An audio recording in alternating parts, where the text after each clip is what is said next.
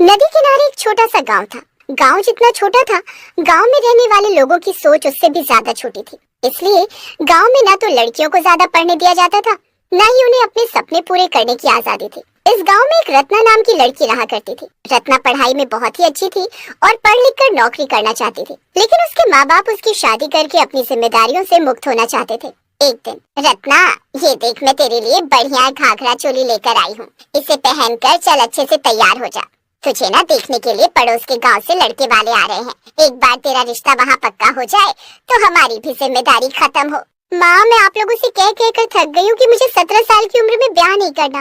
अरे लड़की हूँ, इसका मतलब ये तो नहीं ना कि मैं बस शादी करके जीवन भर चूल्हा चौका ही संभालती रहूँ। मैं आगे पढ़ना चाहती हूँ, कुछ बनना चाहती हूँ। मुझे एक मौका दे दो ना। अरे पढ़ तो लिया तूने, पहले ही गांव की सारी लड़कियों में सबसे ज्यादा पढ़ी लिखी है तू।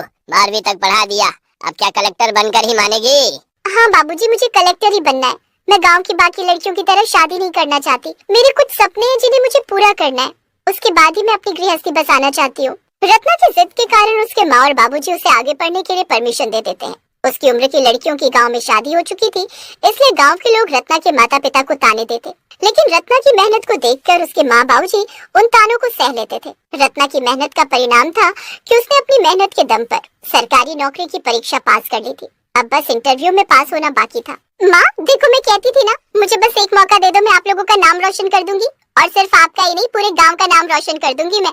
अब तुम देखना, मैंने इतनी अच्छी तैयारी की है ना कि मेरा ये इंटरव्यू भी पास हो ही जाएगा। माता पिता से आशीर्वाद लेकर रत्ना इंटरव्यू के लिए निकल जाती है। अकबर रोड तक जाना है, ले चलोगे क्या? हाँ हाँ, क्यों नहीं मैडम, बैठिए। रत्ना ऑटो में बैठकर इंटरव्यू देने के लिए निकल पड़ती है। इंटरव्यू की जगह से कुछ दूरी पहले काफी लंबा जाम लगा हुआ था। मैडम, आप यहाँ से सड़क क्रॉस करके पैदल पैदल चली जाइए, 10 मिनट में पहुँच जाएंगी। ऑटो में बैठकर जाने के चक्कर में कहीं आपका इंटरव्यू ही छूट ना जाए। इस सिग्नल पर बहुत लंबा जाम लगा है, मुझे ऐसा लगता है कि इस जाम को निकलने में 1 घंटे का लगभग समय लग जाएगा। ठीक है भैया, मैं पैदल ही चली जाती हूँ। रत्ना ऑटो से उतरकर सड़क क्रॉस करने लगती है, तभी सामने से आ रही एक तेज रफ्तार गाड़ी उसे टक्कर मार देती है और वो उछलकर जमीन में जा गिरती है। जमीन पर गिरते ही रत्ना की आंखों के आगे अंधेरा छाने लगता है। 2 पल ठहरकर वो गाड़ी वाला मुड़कर रत्ना की ओर देखता है और उसके बाद गाड़ी की रफ्तार तेज करके वहाँ से निकल जाता है। धुंधलाती नजर से वो गाड़ी के आखिरी 3 नंबर ही देख पाती है, 777, और ये नंबर उसके दिमाग पर मानो छप से जाते हैं। कुछ ही मिनट में रत्ना अपने होश खो बैठी थी। सड़क पर खून से लथपथ एक लड़की को पड़े देख आसपास लोग जमा होने लगते हैं और उसका वीडियो बनाना शुरू कर देते हैं, लेकिन कोई भी रत्ना की मदद करने की कोशिश नहीं करता, जिसका परिणाम ये होता है कि पुलिस के पहुंचने से पहले ही रत्ना दम तोड़ देती है। रत्ना का शरीर तो गाड़ी से टक्कर लगने के बाद बेजान हो गया था, लेकिन उसकी आत्मा को अभी तक इस बात का एहसास ही नहीं था कि वो अब इस दुनिया में नहीं रही। अधूरी इच्छा के मन में रह जाने के कारण रत्ना एक चुड़ैल का रूप ले लेती है और सड़क पर से उठकर तेजी से अपने इंटरव्यू वाली जगह की ओर दौड़ने लगती है। कुछ ही देर में वो अपने इंटरव्यू की बिल्डिंग में पहुंच जाती है। कुछ देर बाद उसका नाम पुकारा जाता है। रत्ना गुप्ता, यहाँ पर कोई रत्ना गुप्ता है? रत्ना गुप्ता, अब आपकी बारी है, इंटरव्यू के लिए अंदर आ जाइए। रत्ना का नाम पुकारे जाने पर रत्ना दौड़ते हुए इंटरव्यू रूम के अंदर जाती है और सामने कुर्सी पर बैठ जाती है। रत्ना गुप्ता कौन है? इंटरव्यू नहीं देना है क्या इसको? पता नहीं कैसे कैसे लोग सेलेक्ट हो जाते हैं। अरे जब इन्हें नौकरी करनी ही नहीं होती तो एक सीट क्यों खराब करते हैं? अरे सर, ऐसा मत कहिए, मुझे इस नौकरी की बहुत जरूरत है, मैं आई तो हूँ, प्लीज मेरी तरफ देखिए ना। जाने दीजिए, लगता है रत्ना गुप्ता इंटरव्यू देने आई ही नहीं है। आप अगले कैंडिडेट को बुलाइए। ये कैसे हो सकता है? मैं तो आप लोगों के सामने ही बैठी हूँ ना, मुझे आप देख नहीं पा रहे हैं क्या? आपको मेरी आवाज सुनाई नहीं दे रही है क्या? प्लीज ऐसा मत करिए, इस इंटरव्यू तक पहुँचने के लिए मैंने बहुत मेहनत की है सर, प्लीज मेरी बात सुनिए। रत्ना चिल्लाती रहती है, लेकिन किसी को भी रत्ना ना तो दिखाई देती है, ना ही उसकी आवाज सुनाई देती है। रत्ना रोते हुए उठकर बाथरूम में जाती। वहाँ जाकर वो जैसे ही शीशे में अपना चेहरा देखती है, उसे एक झटका सा लगता है। अपना डरावना चेहरा देखकर उसे यकीन ही नहीं होता कि ये वही है। तभी उसे अभी कुछ देर पहले हुए उसके एक्सीडेंट वाली बात याद आती है। इसका मतलब मैं मर चुकी हूँ, इसलिए कोई मुझे न देख पा रहा है, न मेरी आवाज सुन पा रहा है। मेरी बरसों की मेहनत, मेरे सपने, मेरे माँ बाप की उम्मीद, सब पर पानी फिर गया। मेरे माँ बाबूजी को तो यही लग रहा होगा कि अभी तक मैंने इंटरव्यू दे दिया होगा और बहुत जल्द मैं उन्हें अपनी नौकरी लगने की खुशखबरी सुनाऊंगी, लेकिन वो बेचारे तो जानते ही नहीं कि उनकी बेटी अब इस दुनिया में नहीं रही। जिसने मेरी उम्मीदों पर पानी फेरा, मैं उसे छोड़ूंगी नहीं। 2 दिन बाद रात के 10 बजे का समय था। एक गाड़ी तेज रफ्तार से सड़क पर बढ़ी जा रही थी। अचानक ही गाड़ी के सामने एक खूबसूरत लड़की आ जाती है। अरे मैडम, मरने के लिए मेरी ही गाड़ी मिली थी क्या? प्लीज मेरी मदद कीजिए। मैं यहाँ इंटरव्यू के लिए आई थी, लेकिन अंधेरा होने के कारण रास्ता भटक गई हूँ।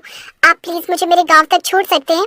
देर रात गए सुनसान रोड पर लड़की को खड़ा देख गाड़ी वाला उस लड़की को अपनी गाड़ी में बिठा लेता है। मैडम, कहाँ जाना है आपको? बस आगे से राइट ले लीजिए, वहीं पर 200 मीटर आगे मेरा घर है। अरे लेकिन उधर तो जंगल है, उधर किसका घर है? आप बस छोड़ दीजिए ना, मैं पहले ही लेट हो रही हूँ। लड़की अपनी बातों में उलझाकर ड्राइवर को एक खंडहर के सामने तक ले जाती है। अरे ये कैसी जगह है मैडम, यहाँ कहाँ जाएंगी आप? ड्राइवर के इतना पूछते ही वो सुंदर लड़की एक चुड़ैल के रूप में बदल जाती है और अपने हाथ को लंबा करके ड्राइवर को खींचकर गाड़ी से बाहर निकाल लेती है।